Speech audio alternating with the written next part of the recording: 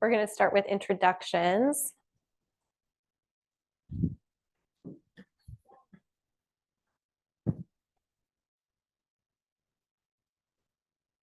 So my name is Cheryl Funmaker, and my true cultural name, my true name is Jambarashna Chant Inga. That's in my language, and it means all you see is lightning. My English name, I just told you. So what I'm doing is I've got some background information on the following slide, and what I'm going to do is preface that with this information up here. So amongst my people, our knowledge is passed through stories, and this is a complete cultural difference from mainstream society. We have stories that are everyday stories. You know, we talk to one another and we share things and share our experiences. And then we have holy, sacred stories that we tell in winter. And these have been passed on through our culture since time immemorial for us. And so I'm sharing that because we as professionals come into contact with entire groups of people whose world and the knowledge they value can be constructed very differently than what we're taught in school and what we encounter in professional settings. And so I like for people to be mindful of that. And I like to share that that is where I come from. And many of my people, Native people, also come from that similar belief system. And I also want to bring in a little bit about the background of Native people.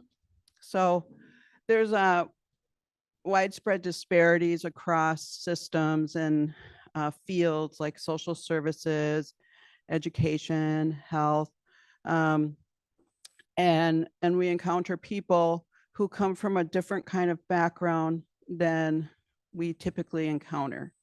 And so what I'm going to share is that I myself am a Ho-Chunk woman. We don't have a word for American Indian.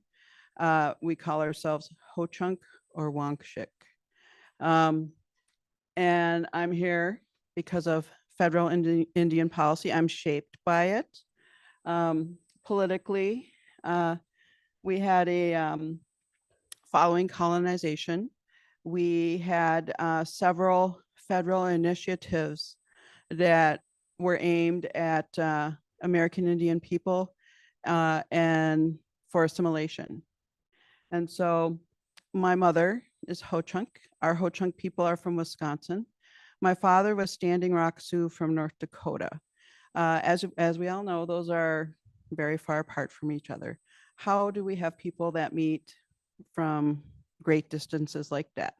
We had a federal program aimed to assimilate tribal people, and they were located in cities across the country. And so Cleveland, Ohio had an assimilation relocation program, and my mother and father went there to work. They met, and here I am. So, and that was because of, so you're going to meet many people that are intermarried, tribal people. We have very interesting combinations. I have Zuni Ho-Chunk friends, you know, I have Sioux Cherokee friends, you know, those are tribes from across the country. So my mother tells me I could have also been Ho-Chunk and Mohawk. So anyway, I also want to share that, and I think this has been discussed fairly recently in the media about boarding schools. So my grandmother just passed away, and she was 100 when she passed away. And she and her siblings attended a residential boarding school in Wisconsin, in Pittsville or Neilsville, I get them mixed up, as small children. And what happened is my grandmother's sister encountered some issues And when they were 6, she was 6. And their older brother, who probably was 7, put them on a sled and they went from Neilsville to Toma in the middle of winter. Very young children to get away from the boarding school in winter. They made it as far as Toma when they stopped because they hadn't eaten anything and they asked a farmer for food. And the farmer reported them and they were taken back to the boarding school. So that's a part of my history, my family. And it's also an indicator of some of the history that Native people have in their in their family when it comes to school. So my grandmother passed along to me that we didn't have a say in school because that's what she learned. She learned that we had to do what the school said. We didn't advocate. We had to be there. And so nowadays we have families that we expect to be self-advocates and to feel comfortable reaching out. But we also have people who have an entirely different history and have been taught an entirely different set of skills just to get through without making a fuss. So my mother, when she first went to school, she only spoke Ho-Chunk. And when she was in school, she was labeled as mentally retarded. That was the terminology at the time. And this is like the first indicator of learning and categories and disabilities, where language, because she didn't speak English, she must have been retarded. And so we have to be mindful that we associate language fluency with intelligence. And at that time, when my mother was in the school system, she would have been 76. She carried that label with her for quite a long time as a young woman and a young mother. And she, even when she passed away, she thought she wasn't smart. She thought she wasn't like everyone else. And I can assure you, as her daughter, she went on to get a master's degree. And so those labels haunted her the rest of her life. So it's also, I talk about it because we have a specific idea of who's smart, who's not, who's capable, and who's disabled. So that's why I'm bringing that up. I also want to say that I'm an Ivy League graduate. I'm a doctor of special education from UW-Madison. When I first went to college, I was told that I took somebody else's spot because I was there because of a diversity initiative. And I want to say that this is also a perspective that some of our people live with, that we are perhaps where we shouldn't be. And that this kind of mindset persists. I'm not that old. Well, I like to think I'm not that old. I'm 56, so hopefully that's not very old. So that wasn't that long ago when I was told that. I also want to talk about who I am as a professional and a person. I have a son, a young adult with developmental disability, and he has shaped the course of our lives and opened this whole world to us. That's why we're all here.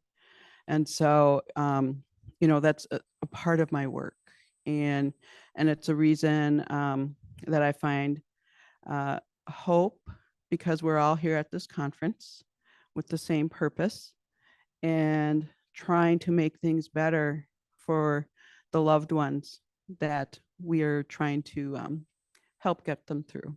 So that concludes information you should know about me that shapes my work. So I will introduce myself next. And I didn't plan this, but in listening to Dr. Funmaker introduce herself, I realized even in the ways that we introduce ourselves, she started from a very broad perspective and slowly kind of narrowed into more intimate circles. And I'm actually doing almost the exact opposite of that because that's my background, that's my culture. So I have a sibling with autism. He's 42 years old. His name is Jeremy. He lives in Madison. I'm white. My relatives immigrated to this country from Europe in the 1900s. I lived most of my childhood and all of my adulthood here in Wisconsin in the Madison area. I have a social work degree, a master's degree from UW-Madison. I'm the first in my family to earn such a degree.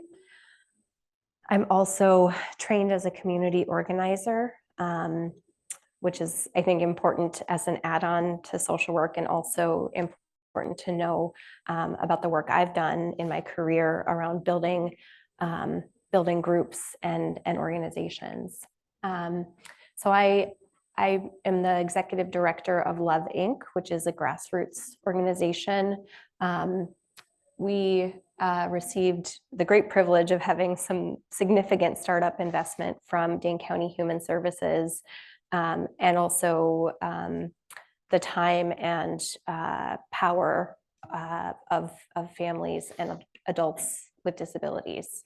So that's a little bit about me. So our agenda for this session is to listen to Cheryl and all of her wisdom on a number of topics related to cultural responsivity and diversity. We have an activity for all of us to do together, a self-reflection activity. And then if we have time at the end, I will share a little bit about building a family group and some of the work that Cheryl and I have been able to do together.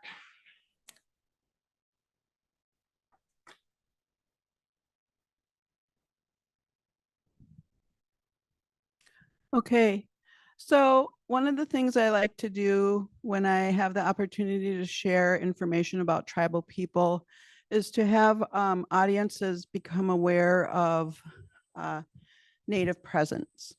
So what you see there is just an example of my tribe, the Ho-Chunk. And I want you to look at the very dark blue Wisconsin. That has the most number of tribal members. And then I want you to look at the next blue, which would be Minnesota and California, where we have the next tier of tribal members where they live. And then look at all the other blues. We have tribal members across the country. We have, states that are clustered with high numbers of our tribal members.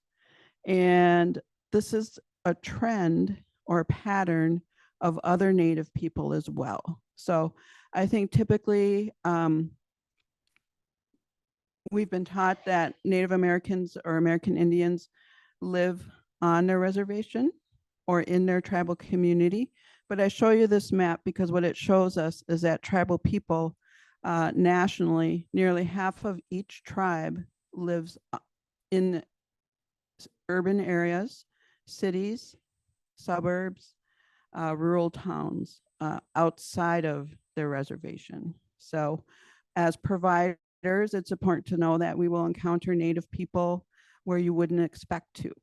So you may work near a tribal reservation and think, oh, that's everybody, when in fact it probably isn't. It's probably half of your population is located in cities. So that's why I show you this. And I want to tell you that our numbers, we have 9.7 American Indians across the country. And I also want to tell you that I'm going to focus on these numbers. And so I'd like you to understand that federal policy, the push from the beginning has been our erasure. We're not supposed to be here anymore. We're supposed to be gone. We're not supposed to be here. And we are but our numbers are small. In the general population, we are about 1.2%, and that's held true over time. And so the reason I'm saying this is that here's what I hear all the time. You're only 1%. Why do we have to worry about that? There's only 1% of you, there's only 1% of Native students in my district. Why I can't worry about that 1%. And here's what I'm going to say. We never say that when it comes to people with disabilities in our rural districts. We never say, I have 1% of my students in special ed, and why do I have to think about them? We never look at change in gender. We never say in a school district, last year I had 10% of women, and this year I have 5%. And so their needs don't count as much this year as last year. I like to push people to recognize that Native people are here and we have struggles and that we need to be on the agenda. So if we move on to the next slide. What I'm going to show you is the general information for the state of Wisconsin. I'm hoping that everybody comes out of this presentation knowing the location. You can see most of the tribes are in the northern half of the state, and there are 11 of them. And I want you to remember the previous map. So we have these tribal emblems where the location of their communities are. And we want people to know that probably nearly half of the tribal members don't live on their reservation, and they probably live throughout the state. Okay. So I think that I also want everyone to know that number wise, the latest info I could get from a national data set pertaining to American Indians in the state is from 2008. At that time, we had 53,000 American Indians in the state. We have 60% of that total population living in Milwaukee, Brown, Menominee, Shawano, Sawyer. I have no idea how to say that. Otoogami, Vilas, Dane, Ashland, and Bayfield. Those are the counties where there are a higher population of American Indian people. 45% of all the people, the American Indians in the state, live in metropolitan areas. Okay. 13% of American Indians live in Milwaukee. That's a lot of people in Milwaukee. So, and then according to DPI, we had in 2014, 10,000 American Indian students. And like I said, these are small fractions of the overall numbers that we find in Wisconsin. However, if we remember that policy and services have worked to erase us, we have to realize that we have to pay attention to if we serve Native people or not. We have to have them on our radar because we will fall between the cracks. And we do have data on disparities across education and social services that show this. And then I also want to say that we serving our young people, we have the interventions and services we have in the school system and for young adults are critical. So when we adopt this lens of looking at our young people, that's the time where we can get to them with transition services and effectively providing them services as adults. I carry a caseload where quite often I have young adults who aren't hooked up to anything. They don't receive disability. They're not hooked up to Iris or home care or, and so, then the disparities continue. So If we go on to the next slide. And, I think that I forgot to tell you that I'm in the K-12 field of education. And so all things DPI are the holy grail. So this is the direction that the definition from DPI about cultural responsivity. And I believe that, everybody can look at it. And, but just if we will focus on culturally responsive practices that forms an understanding about the values, beliefs, and behaviors of people from cultures that may be different from your own. So that's where we're going to be moving during this presentation.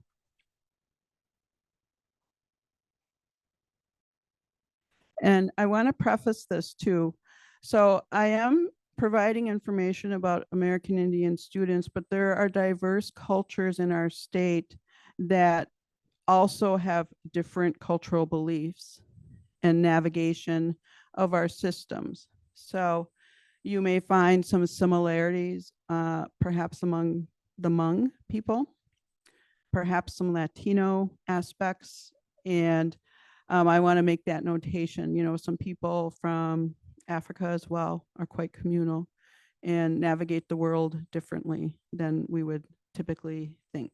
So what I'm going to share here is that in tribal contexts, quite often, not every single person, it's not a formula. We all have different complex cultures. But I want to say that there are some differences that you may run across. So when it comes to learning in school and what's of value, we're schooled. I've been schooled as a woman and as a student and as a young relative, that we learn through mistakes. You go to school, you get an F and you're shamed for it. Everyone is striving for 100%. That's when you're that's when you're it. That's what everyone wants. That's what we're told to want. So this is something that we work with our son, who didn't get 100% and who would have to redo things or take time to do things. And we would say, keep going, because that's how our people told us we learn, through mistakes. That's how we learn the best. We also, what I'm doing in this presentation,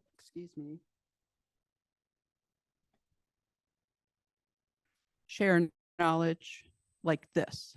I'm telling a story and sharing things that I've learned from my elders, things I've passed on to my children, things I've learned from my relatives. This is of value to me and to many tribal people. Something personal, something learned, something lived, something that you've fought for through mistakes. Our society tells us a PhD, that's it. Now you're valid. So I never go into tribal contexts and say, here I am, Dr. Funmaker. I never say that. Sometimes I go to conferences and say that, here I am, Dr. Funmaker. But I'll tell you what, it doesn't feel good to me. So anyway, what's also very important for people to realize is that we do not have words in many tribes, words for stupid, dumb, smart. In fact, many tribes don't even have words for disability, because we know that this doesn't mean we didn't have people with disabilities, because we did. Everyone does. That's been around forever. And so we go to school, and our children go through school, and then they're categorized on who's smart and who's stupid. Okay. And none of that feels good to our children. And as parents, it doesn't feel good to us to watch our children struggle. So I'm filtering this through sort of my personal lens and our experience with our son. So I'll just be outright with that. And also, one of the things that people should understand is that as old as I am, I'm mentored. I don't make a move in our tribe without asking my aunt. I used to ask my mom. I used to ask my grandmother. I asked my uncle. I ask people that are older than me. And I say, what should I do? What do you think? Um, and I think that this is very important for people to understand in groups that move collectively, that we have a support system that we may have been schooled to utilize first. And so I'm proud to say that I talk about all of this with my relatives. And they tell me, we talk about things and we come to conclusions. And of course, this takes time. So I will never jump into a debate at the last minute and say, hey, this, that, the other thing. No, me, I'm the best. I know it best. I'm right. There are some things that happen in our mainstream education system where we are taught that individuals and excellence are the desired way to be. And our children encounter that, and they sometimes have to navigate between the two. And I don't mean to completely denigrate what I have listed as mainstream context, but I do want to say that there are entire groups of people that navigate the world differently and that it should be respected. So I've been told that I'm not social because I don't jump in and say this and that. I've been judged, and sometimes our children get judged when they follow these other ways of being. And that's the issue there. How do we navigate between these contexts with one another and respectfully? So that's why I talk about this. So I kind of went through a lot of this already. Again, there's no word for disability in my culture. Yeah, I can take questions.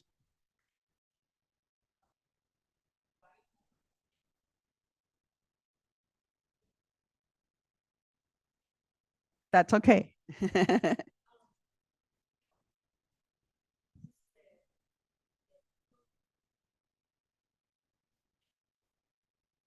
um, there's no words for disability, there's no words for stupid and things like that. So I come from the perspective of different languages, right? They sometimes it's hard to find words that have the intentional meaning of the word in English, right? In a different language. But as we serve people that are Spanish speakers, we struggle with finding words so that they can navigate the systems with the correct terminology, right? So my question is, how do you deal with that? The fact that there's no words to describe some of the things that sometimes we have to learn and be aware of in order to be successful at navigating what's available in the main culture.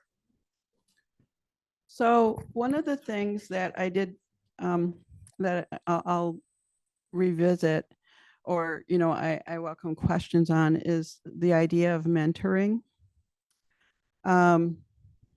We have people who, in fact, are quite gifted at language in our communities. We have some people who can pick up fluency just at the drop of a hat.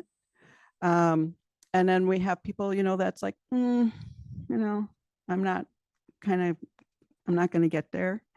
And so, I think that one of the beauties of the organizations that we are a part of is that our communities is that we can locate people whose gift is that. So, so in our community, I would be the person that is gifted in understanding the field of special education and the terminology. And I help our families. In your organization, you're going to have some people that are quite gifted in language and terminology and being able to help your community. So that's what we have with Love Inc. We have a partnership, and we reach our families as resources. So the theory is called distributed knowledge, where you have a large community society, and you will have some people whose gift it is to have, like language. So I think distributing those resources is a part of the, the approach that can kind of make a difference. I don't know if that's what you're looking for.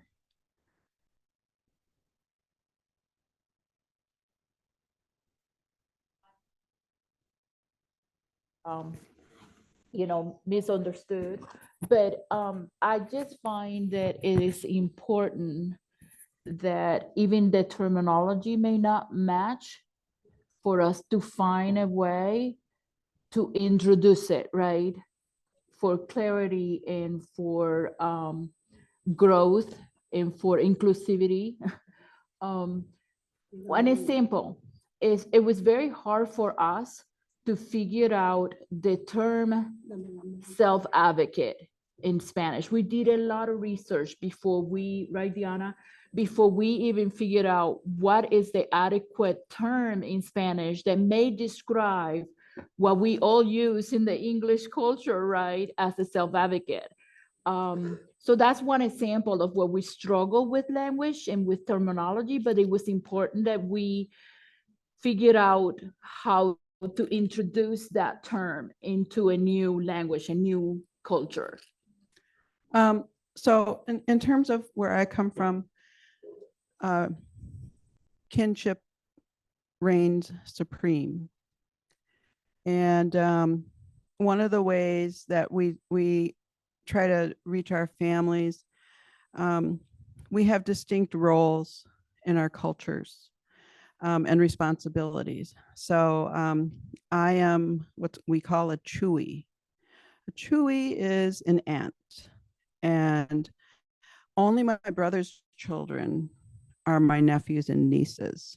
If I had a sister, her children would be my children. Our kinship is entirely different than what we encounter. As a chewy to my brother's children, it is my job to teach them and help them and be there with them.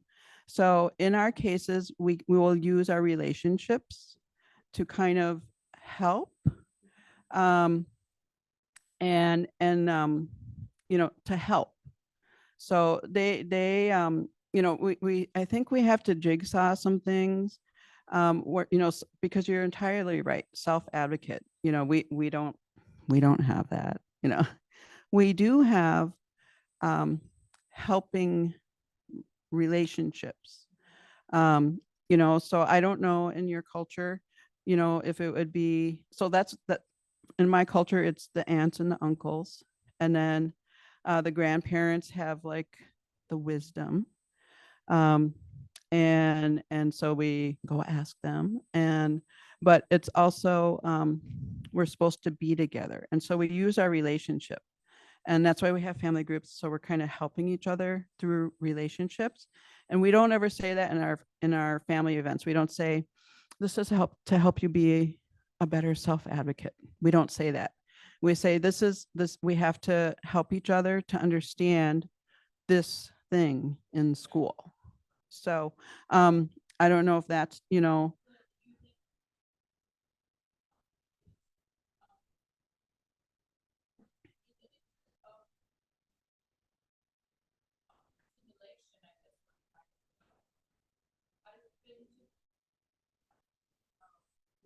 Here when it sometimes doesn't fit. And what I'm hearing from you today is don't make it fit. Find a way. Yeah, just with the language. Mm-hmm. The language is so hard, it really is. And just functionally, if you can find a way to navigate we're trying to navigate. So if we have relationships or, we just say, here's school, you have to do it, you can't get out of it, it's law. How do you get through it? And then this is for your child that's a little bit different. What is it? How do we get through it? How do we make it work? The harder thing we have is getting people to feel, so our history, we've been taught that we just pass through and we go through on the work of the professionals who have degrees, certificates, all of that. And we don't have that. And we don't know how to teach English to our children. We don't know. And, but we have to find a way to, get through. And so understanding the language, I think is, what's really helpful is having a partner. So that's what we do with Love Inc. too, to kind of help us understand, because we flounder. Thank you. Mhm. So we're going to go back to the tribal context that everyone is unique. We are all, there's nobody else in the whole entire world like us. Okay. That's our belief. And as parents or relatives, I believe that we can understand that. We feel that of our children. And also, here's the other thing. Every single one of us that is born in this world has a gift. Every single one of you has a gift. And nobody can take that away from you. And your job as you grow older is to know what your gift is. That's our job as people. So we also respect that some people will participate as they can. We try to find a place for them. We don't say, you know what, you can't sit still for 10 minutes, so you need to leave. We don't say, you know what, you're standing while I'm talking, you need to leave. We don't say, hey, we can't get your wheelchair in here, so please leave. So we really are inclusive, and people can attend or do things as they're able to. If you can only be somewhere for 10 minutes, that's good. If you need to wear headphones, that's fine. If you make a little noise, that's okay too. So I also want to talk about the mainstream context when it comes to learning in particular. Exceptionality is identified and measured. And I used to have to talk about this with my son quite often. So in school, we are taught the smartest are up here. The people that aren't quote unquote smart are down here. Okay. Schools will say, who's smart? They'll figure out who it is. Who's the naughtiest? That's the other thing that kids learn. Who's the naughtiest? They're down here. Kids get labeled and assigned values of worth, whether we like it or not. My son came home maybe in the 4th grade, and he said, because he'd been held back a year, he said, I'm the oldest kid in my grade. And he was ashamed. He was deeply ashamed. And I had to say, it doesn't matter, because my role as a parent still is to make sure that he accepts who he is and isn't ashamed of himself. We also have normative standards. Everyone needs to learn this in this class by the end of the semester, and you need to have an A in there. You can't have a C, you can't have a D. You're not as good as the other kids, okay? Deviations from the norm. We have a normal child that learns this, that, and the other thing. Anybody else that does it quicker, faster? They're a little bit up here. Kids that takes a little while to repeat things down here. And our kids know it. There's a limitations approach, unfortunately. You can't do this. You can do this. And also, people have to participate in certain ways in our classrooms. So there may be some schools out there and environments that aren't quite so strict about it. And we need more of that for our children in special education.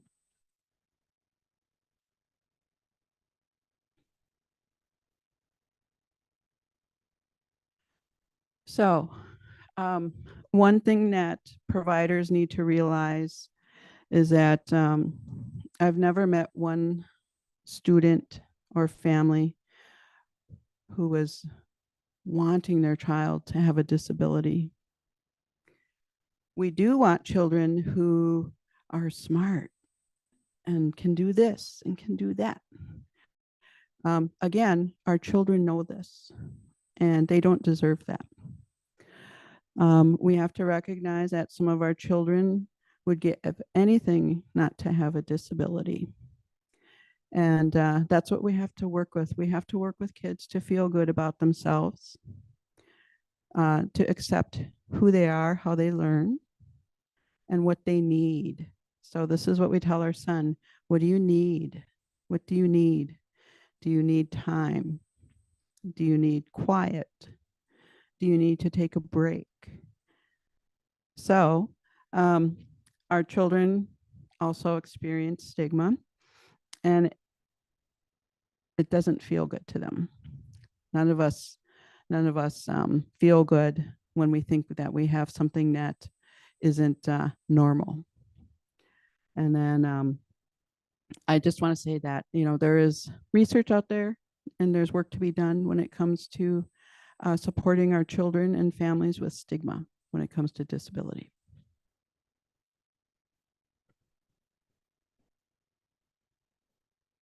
So I just want to circle back because that's how I'm raised to do things, talk about things, think about it a little bit, go back to it again, say it again.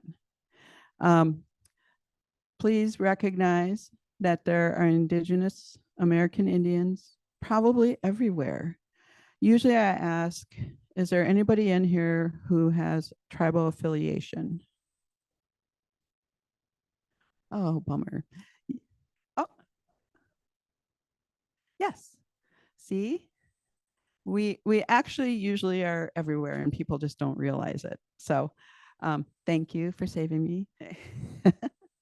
So anyway, I like for people, as you know, service providers or agencies to normalize working with tribal communities in their state.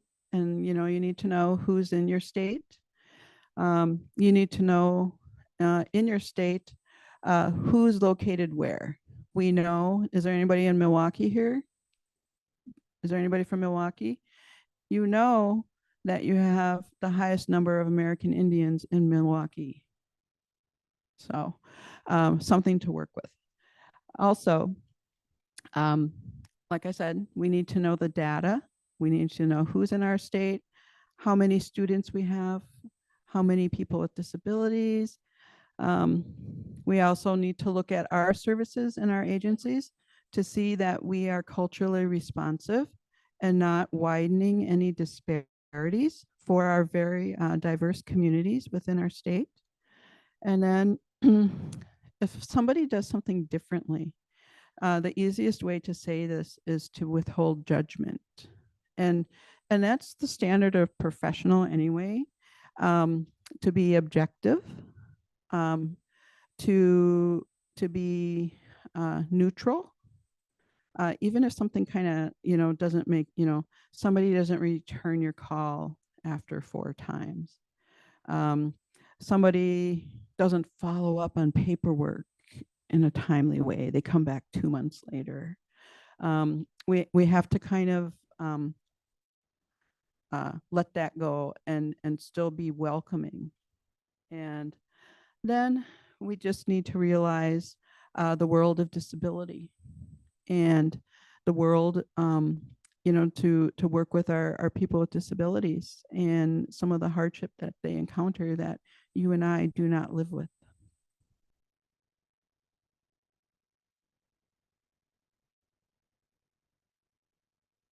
I feel like I'm just talking and talking.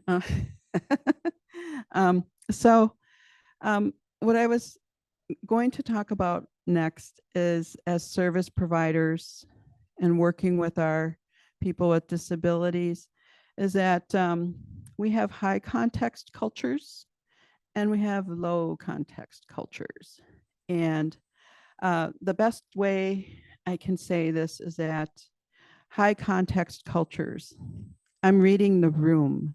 I'm seeing if somebody's paying attention or smiling or what have you. I'm reading body language.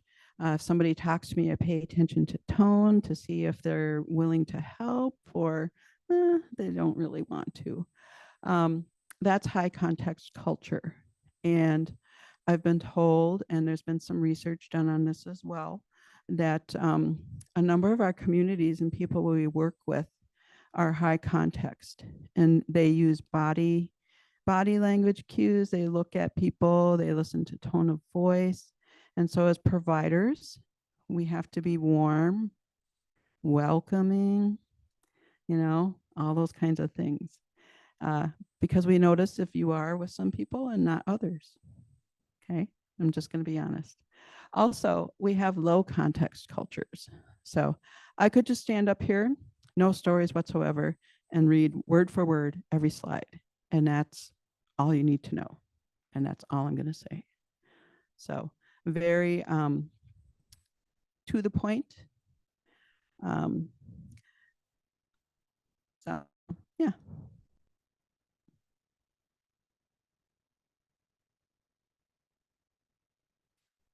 So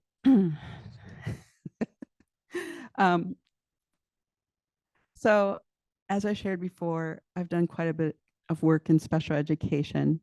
And this is really for systems and agencies that work with diverse communities.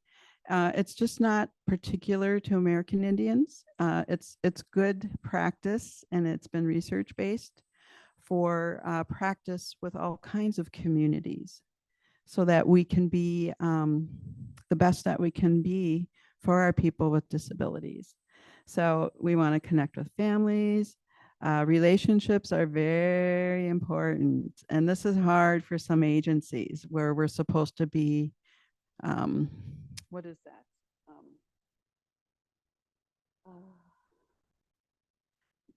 Just think of a binary like objective and subjective. Or think that you're only supposed to, if you see a client out in the community, you never say hi, because then that might be, outside of your job, but you might have a family that sees you and says, they didn't say hi to me. These things are real. You have to talk with your families about that, because of course you don't want to break confidentiality. But I want to tell you that my boy, if he saw his worker and they didn't say hi to him, he didn't understand it. So these are things to work out as providers. Also, when you're working with families, shared experience is a big thing that can help. Understanding that the technicality of special education and IEPs and adult services and waiver programs and disability and guardianship, and the list goes on. Understanding the technicality of these systems is overwhelming, and many of our families don't navigate it or navigate it poorly. So when working with families, we can provide technical support. And I think in a way kind of this is what we're trying to get at with language differences as well. We want to help families navigate and understand, because the systems are daunting. They're very daunting. If our family doesn't know, their kid comes home and says, my teacher put me in the corner and I don't know why. We can help our families to reach out to their schools. We can help our families to reach out to a provider and say, what can we do to change this?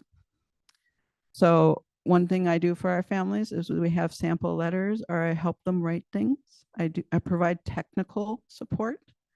And then understanding some of the disability category needs is big too.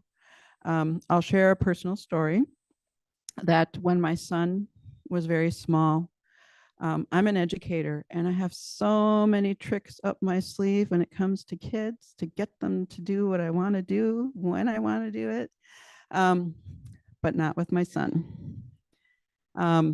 He would run down the street and I'd be saying, Hannah, Hannah. And it was like he didn't hear me. And I thought he was willful and defiant and naughty. And, you know, I'd raise my voice. He'd cry. Come to find out, he had auditory issues. He could hear me, but he didn't understand. And he was nonverbal for quite a long time. And I judged him and I treated him a certain way because of that, because I didn't understand. There are some conditions that we can understand that help us work better with our children. And so that's just an example of how we can help families to understand. Repeating things, if we need to repeat something or reword something because language is concrete, not concrete, or it's too abstract, these are things that we can try to help families so they can bring out the best and the most from their kids that they can. Also, we need to understand that some of us come from a background of disempowerment. I gave you an example of the boarding school for a reason. I've been schooled. My grandmother was like, don't even mess with school. You can't change it. You're not going to make a difference. But there's a reason she said that. And that's why I shared her story. And, you know, but we do have some people that come from that feeling of, I'll say something, but it won't be paid attention to, or nothing will change. So we have a lot of things we can do to support all of our families. And then also, we want to withhold judgment of our families if things are done differently or not how we expect them to be done. So I'll just leave it at that.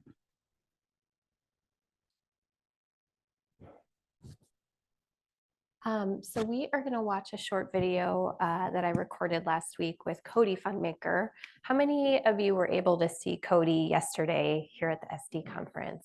Yeah, so this may be a little bit similar, but it seems like most of you weren't here when Cody was speaking, so or weren't able to see that. So here we go with Cody, and then I'm going to be passing out a handout while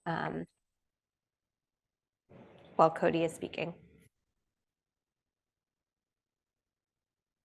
My name's Cody Funmaker. I'm a senior at Edgewood College. I'm in the Cutting Edge program, which works with students with disabilities, and I'm working to get my sociology degree. And I guess that I am with the Ho-Chunk tribe.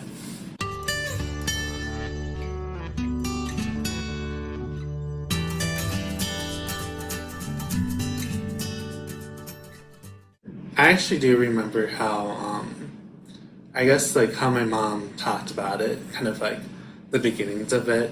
And I remember she said like how it was being developed and stuff like that. And I think it is just kind of like a cool thing to see like happen, because nothing like that was happening like that for me.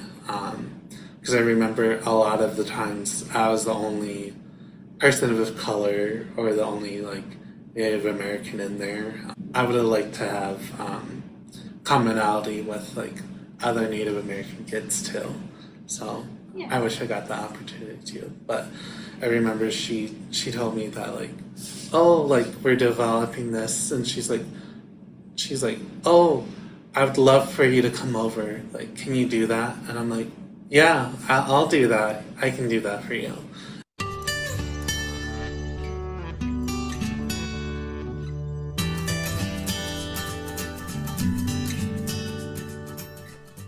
My favorite part of it is that like my is that like families can get the information that they need, and that the kids can enjoy themselves, and that it feels like a little community, and that they aren't alone, and it's just something that it's just really special, and it's something I wish I could have experienced.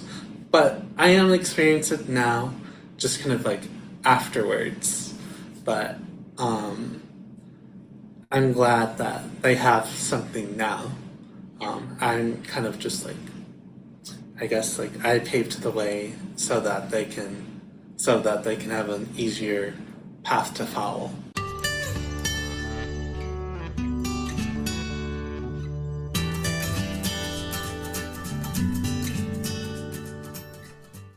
Try to be there for your kids, even if like they're kind of like being moody or like kind of being like a little rough.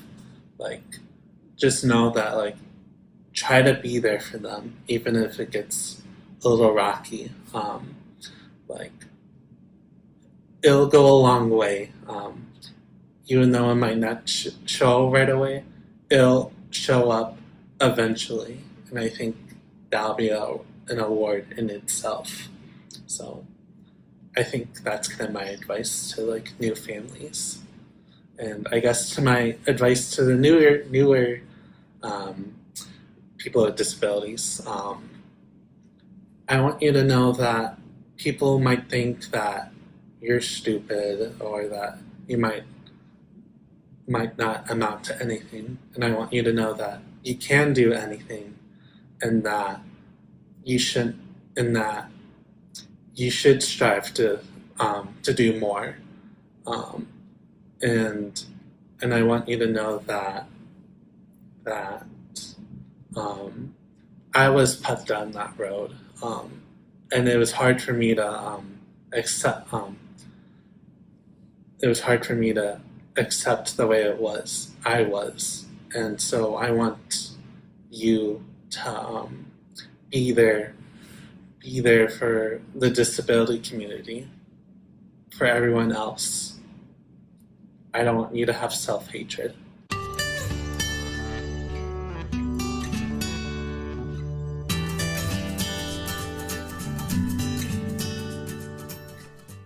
We don't see people with disabilities as lower than.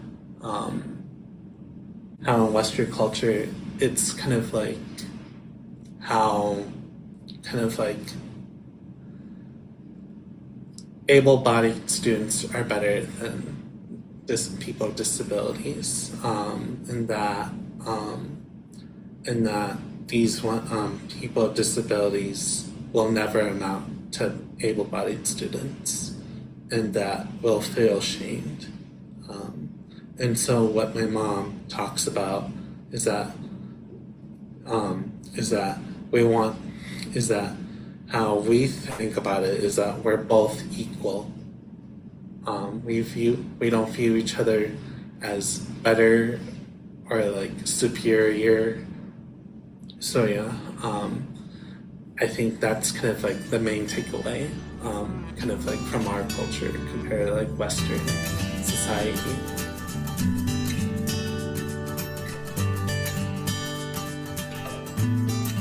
I'd like to say, and thank you.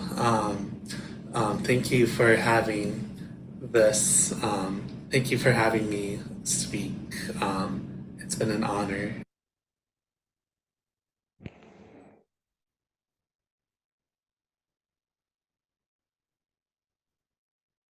Okay, so you can see that Cody has learned from his mother a great deal.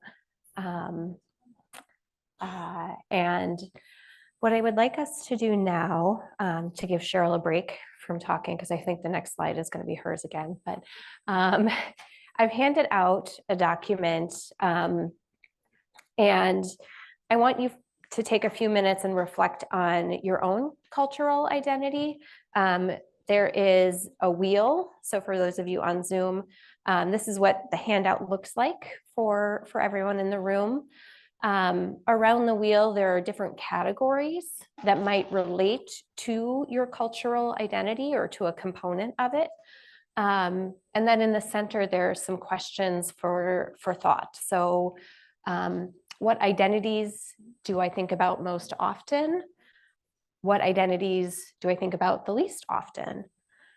What are identities that I would like to learn more about? So when I was writing my introduction and I mentioned that my relatives immigrated in the 1900s, I actually don't have a lot of information about where they came from in Europe. And so when I was preparing for today, I was like, that is something I wish I knew a little bit more about. Also, when you're looking at this, thinking about what are my identities that have the strongest impact on how you perceive yourself, what identities feel most powerful to you or most central to your daily life, and what identities have the strongest impact on how others see you. So take just a couple of minutes here, and then we'll just do a little more talking. And if anybody wants to share anything that came to them when they were completing their, or when they were looking at this handout, we can open it up a little bit for that.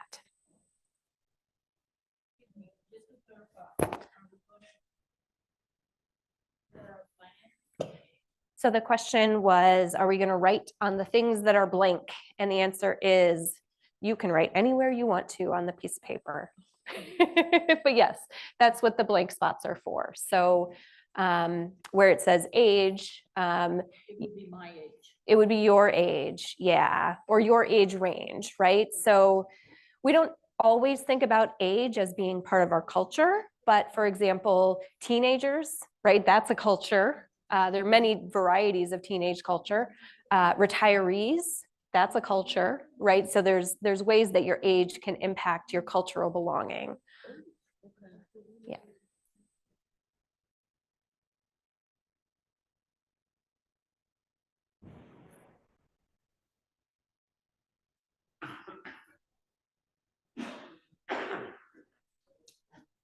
Okay, we only have about 20 minutes left, so I would have loved to give you guys a little bit more time with this document. I can tell everyone's still really thinking about it, but I want to invite anyone who wants to share anything that came up for you as you were going through this wheel, related to any of the questions or to any of your identities.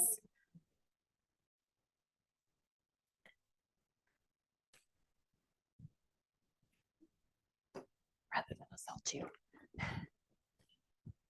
I always struggle with answering the race question because it never applies to me.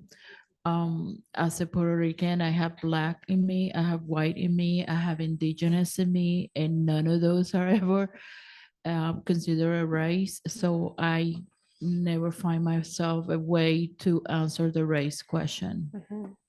Yeah, I think depending on what kind of, the census doesn't include, the categories of race are not neat and tidy in the way that most of us experience our ancestor, our background. So thank you for sharing. Can I interest anyone else in sharing?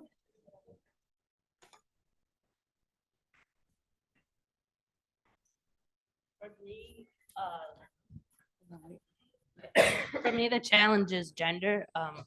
Christy and I both are identify in the LGBT spectrum, and oftentimes, like, we own a house together, and when people come in for, like, the house visits or whatever, they was like, who owns the house? Oh, do you own the house? And we're like, none of your business. But gender is a huge thing because forms aren't, you never have, you have to decide male or female. They don't have the option. And now what's cool is like Aurora has this option where I can have my legal name and my legal gender, but I can have my preferred gender and my preferred pronoun. But there's nothing like, and that's really huge because that makes me feel like you are including me. But that's still a huge part because I have to make the decision if do I feel safe enough to do that or do I hide? And that's the same with disability. Can I tell people I have it or do I have to hide? Mhm. Thank you very much for sharing that. Would anyone else like to share?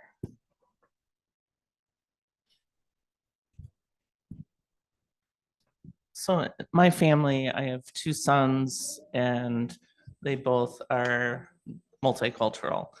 And so our house is multicultural, multi-abilities, multi-sexual identities. And I absolutely love that we have blended so much into our family that when we have questions like this, it's difficult for me to answer because we incorporated so much of their cultures and their identities into our family structure. So. Thank you. Yeah. One more person? I just wanted to make a comment about seeing Cody up there. Brings back memories when my daughter was in school. I heard a lot of, she'll never be able to, she won't be able to, this won't happen for her. I was almost anxious for her to get out of school. So we would not be able to hear that anymore. And I felt like I spent years undoing what she was told at school. So I was glad to have that similarity of feeling as a mother, between what we were told, what we should expect, and what was really reality of what good can come from the gifts that everyone has. Thank you. Yeah. Coming into this session today, if I could just see like some head nods or maybe a little bit of a wiggle of your fingers. How many of you feel like I don't really have a cultural identity? That's not really part of who I am. Okay. I'm seeing a few head nods. All right. Thanks for being brave, guys. Something I have reflected on in recent years is that I think sometimes when we are surrounded by people who share our culture, we stop recognizing it as culture, right? So if everyone around you shares your background, shares your ability level, your national origin, your language, your religious or spiritual affiliation, that stops feeling like a part of your culture and just the normal, right? And in the same way that we think about disabilities being a distinction or a difference from what is normal, I think we feel that way a little bit about culture too, right? As it's measured against what I am. Everyone else's culture is measured against what I am. And so I encourage everyone to think and spend a little more time with this document, because you could do this with 1 million people, this document, and you would have no two people whose wheel looked the same. Every single person would have a different set of circumstances and cultural effects. Even my brother and I, right? We grew up in the same household. We have lived in Wisconsin most of our lives. Our wheels would not look the same, right? Your siblings, your parents, your family. So I think that's something that's just really important to be thoughtful about. Now I'm going to turn the microphone back over to Cheryl, but I promise her this is her last slide. She just has so much good stuff to say,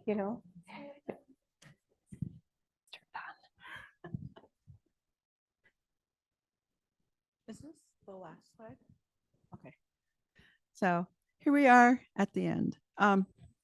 So one of the things that I like to talk about and think about is I've been in education for a very long time, probably since I was 20 when I started tutoring kids and working with different tribes in urban settings. And then I came on over this way and I work with my tribe now. Our working with our children in our communities, we should realize that we move, we have different spheres that we move within, different circles, different experiences. So in education, when we're working with our families and our students, we have to realize that our students are in a general education environment quite often, and we have to work with general educators. We have to work with special educators as well. And we have to be mindful of national data and disparities. We don't have to, but ideally we would. We want to address this because we're servants of the people. And amongst my people, when you serve others, that's the most desired way to be. So the other thing is that our children do experience and live race. I do. We all do. We all have race. You know, I'm visibly different. And we have to acknowledge that. So we have to know that for American Indian people, we have something called historic trauma. I shared with you the boarding school. And then I did mention colonization. And I showed you a map of the tiny space that tribes occupy in our state.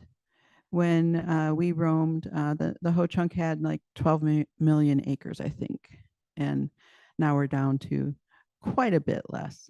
So, but these things impact us and our children and our young adults.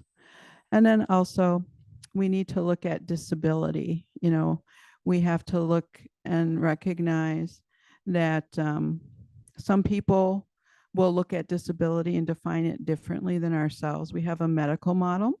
You can get a diagnosis, ADHD. You can understand what that is. You can help your child. You can help a family understand it.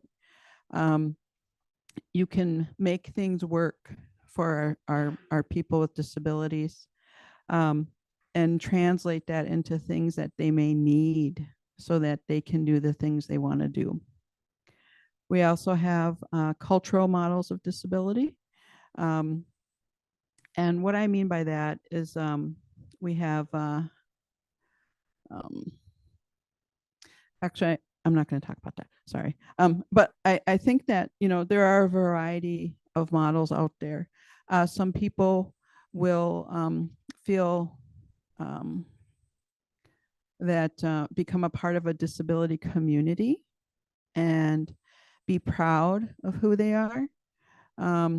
And we want our children to end up there. We want all our people with disabilities to be proud of who they are and not feel judged for being different. So, and then the other thing is, you know, I already talked about Indigenous perspectives on disability, where we don't have disability. Everybody has gifts and everybody has purpose. So, so I guess the reason we're ending with this is that these are all different areas that we can look at and try to work towards when we serve our people with disabilities and their families. So just ignore that lower left info there. Different presentation. So anyway, thank you very much. Thank you, Cheryl.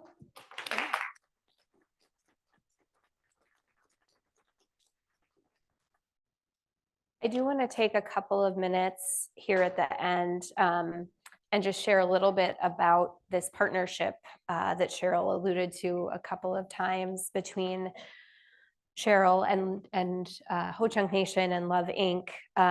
So Cheryl and I first met in the pre-pandemic days. How many people remember pre-pandemic? Okay. And I sat with her and asked her a zillion million questions. And together, you know, we came to this understanding that what the families she knew needed most that they didn't already have was an opportunity to be together in their own space. And was pretty fortunate that we met, because that was something I had been doing for a few minutes up to that point. And so putting together our experiences and our knowledge worked out really, really well, I think. And so I just wanted to share, you know, for other folks a little bit about the process of building a family and self-advocate group. I'll also talk a little bit about some of the things that were special considerations, knowing that we were going to be working with the tribal population. But these are a little bit more generic to start off with. So we just talked about culture. We have that wheel in front of us. Identifying a shared cultural background when you're building a group is really important. Oftentimes in my work prior to meeting Cheryl, that cultural background was geography. We all lived in the same community or close to the same community. Inviting people together is really something you have to be thoughtful about, right? You want to think about the time and the place and what is normal for their culture, right? There are things that I do in our partnership with the tribal families that we wouldn't do with families in the Madison area that are, many of whom look like me. Relationships is always very central. And I think it's also really important to think about both your hopes for the future, but also your fears. I think that helps build community, and it also can lead to action together. So I think a few more notes about this. So often we will have families and caregivers in separate meetings because they're shared, even though they do share a similar lived experience, it's not identical. And there are topics that can be hard for self-advocates to talk about in front of their caregivers and vice versa. So creating that space and that opportunity is really important.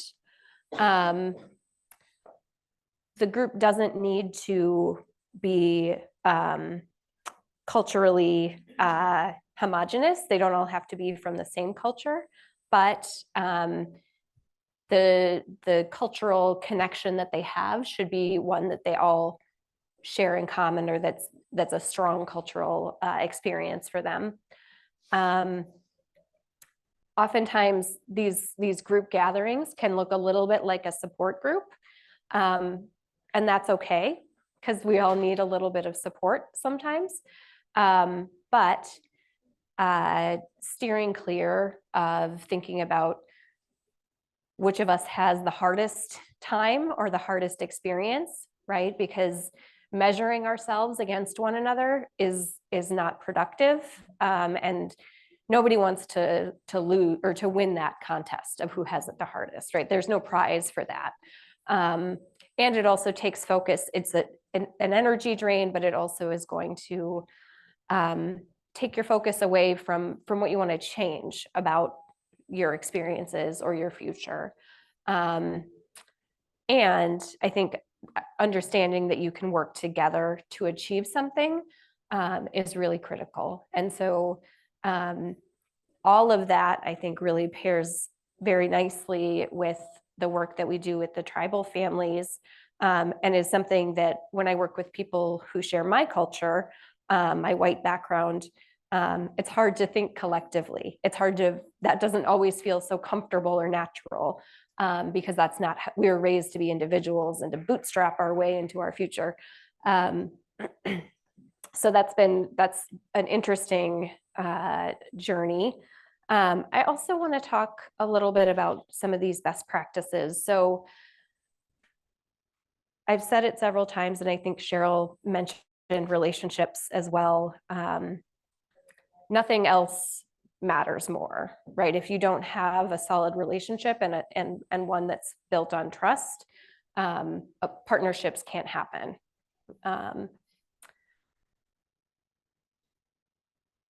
Learning from experts about how to engage in a new community.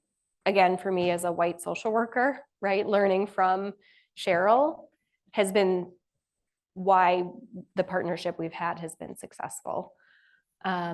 We also have found some real success in using a family navigator to support the families as an additional support beyond the service that Cheryl does for her community. So a family navigator is a person who can help a family navigate through complicated, confusing service systems. It's important that that individual shares the culture of the group that they're supporting. It's also beneficial if they have their own lived experience with being a caregiver for someone with a disability.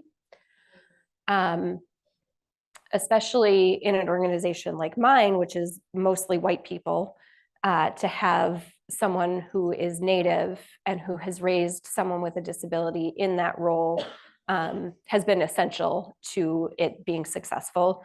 And I can say that for sure because we've tried it the other way and it didn't work. I think moving slowly has been really important for us in engaging our tribal families, right? We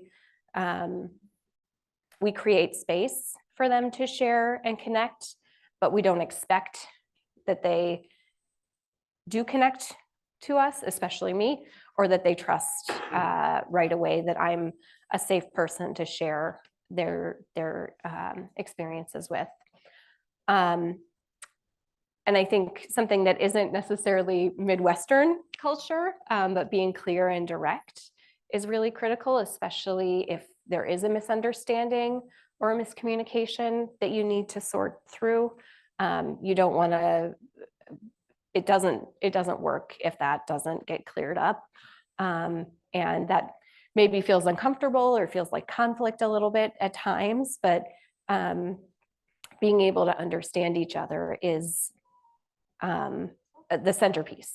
So how did I do? All right, we have 2 minutes. Does anybody have any questions for Cheryl? Because I know you don't have any for me.